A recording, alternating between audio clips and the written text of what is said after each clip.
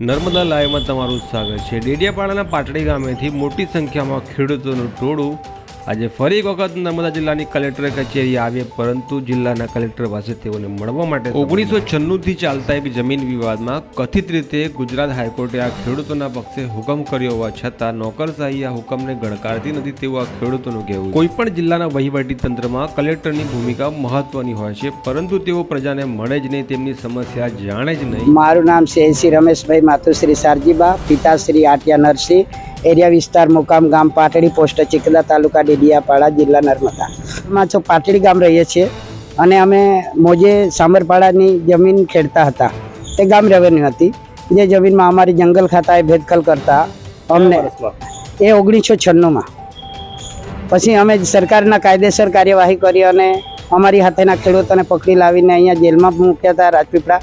પછી અમે અહીંથી કાર્યવાહી થઈ, તેમાં નિર્દોષ નીકળ્યા। પછી ખેડવા ગયા એટલે પછી ચોફેરના ગામોને ચંદામણી કરાવી, અમારા પર હુમલા થયા। પછી અમે ડાયરેક્ટ સરકારી કાયદેસર કાર્યવાહી ગાંધીનગર પહોંચ્યા। ગાંધીનગરથી નામદાર કોર્ટે ગયા, નામદાર કોર્ટથી છેલ્લે ગુજરાત હાઈકોર્ટ 9 નંબરની કોર્ટમાં અમને નિર્દોષ ચુકાદો આપ્યો। નિર્દોષ ચુકાદો આપ્યો, તમને ચુકાદો આપી દીધો કે આ જગ્યા ફોરેસ્ટ વિભાગની નથી। હા હાજી। તો પછી તમે શું માંગણી કરી? અમને રૂબરૂમાં જણાવ્યું હતું કે તમે કલેક્ટર કમિટીને એક અરજી દાખલ કરજો અને કલેક્ટર એની કાર્યવાહી કરશે, એની તપાસ કરાવશે અને સરકારી કાયદેસરની કાર્યવાહી કરશે અને તમને જ્યાં સુધી જમીન મોજ માપણી ના કરી આપે ત્યાં સુધી તમારો હક ચાલુ રહેશે।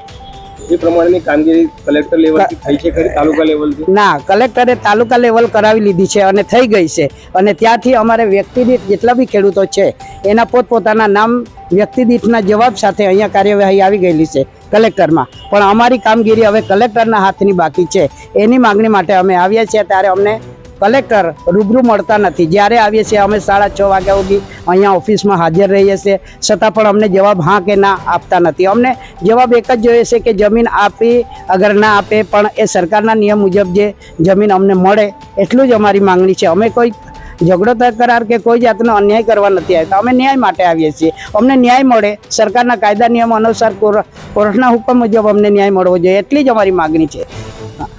હવે જો જે તે સત્તાધિકારી છે તમને નહીં મળે, તમે આગળ શું કાર્યવાહી કરો? હવે ના, અમારી જો કાર્યવાહી કરે તો અમારી કોર્ટને પાછી કન્ટેમ્પ્ટ કરવાની ફરજ પડેલ છે એવું લખેલું છે અમે, તો અમે કોર્ટને જાણ કરવાની ફરજ પડશે, બીજું તો શું।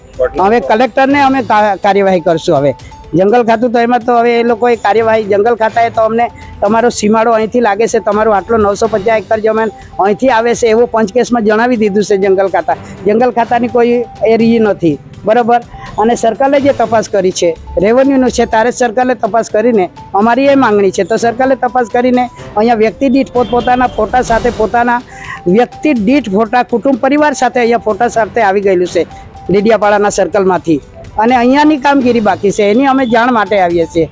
અમે કંઈ ઝઘડો તકરાર કંઈ બોલાચાલી કરવા નથી આવતા, કેમ કે કોર્ટનો હુકમ છે, કોર્ટના નિયમ મુજબ અમને જમીન મળે એટલી અમારી માંગણી છે, બીજી નથી। એમ શું લાગે છે તમને, કેમ નથી મળતા તમને કલેક્ટર સાહેબ? હવે કલેક્ટરે રૂબરૂ પ્રાંત કલેક્ટરને બોલાવીને કીધું હતું કે આ લોકોનો જે ગુજરાત હાઈકોર્ટના હુકમ મુજબની કાર્યવાહી કરો, તો પછી અમારી કાર્યવાહી સર્કલે કરી અને સરકાર કેમ નથી મળતા તમને શું લાગે છે, કેમ નથી મળતા તમને? હવે અમને એમ લાગે છે કે ત્યાં છે ને અમે જે જમીન ખેડતા હતા ત્યાં AKRSP કામ કરાવે છે, વન સમિતિનું કામ, એટલે અમને એમ લાગે છે કે સરકારી અધિકારી પણ કદાચ અમને એમ લાગે છે કે એ લોકોને મેળા પીપળામાં હોવા જોઈએ, એમ અમારા મન કહે છે। એમ